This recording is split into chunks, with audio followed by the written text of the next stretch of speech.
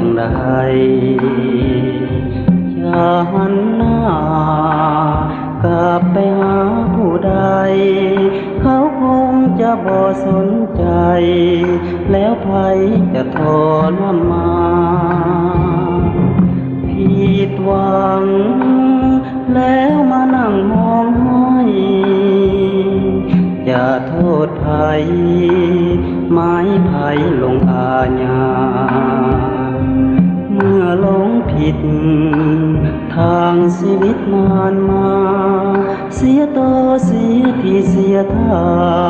น้ำตาเจ้าต้องหลั่งโนกับโทกับใจเสียไม่ก็ดีมาสุบชีวีอย่าให้มีอับสีเศร้าหมอง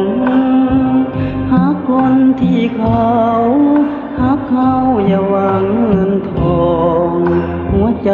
บ่แม่นสิ่งของต้องซื้อได้ขายกันผิดหวังแล้วมาตั้งโตใหม่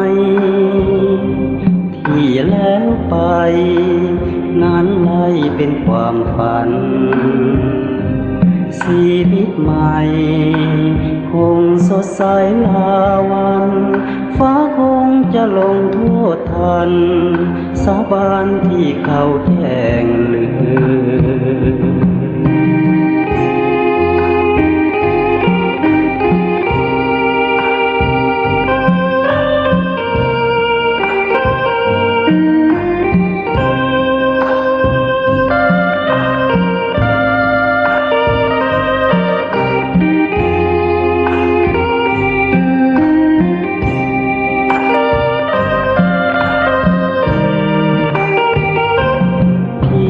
หวัง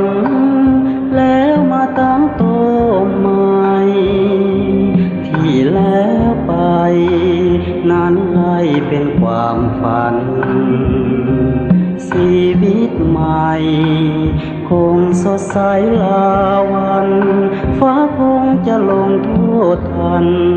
สาบานที่เขาแข่งลือ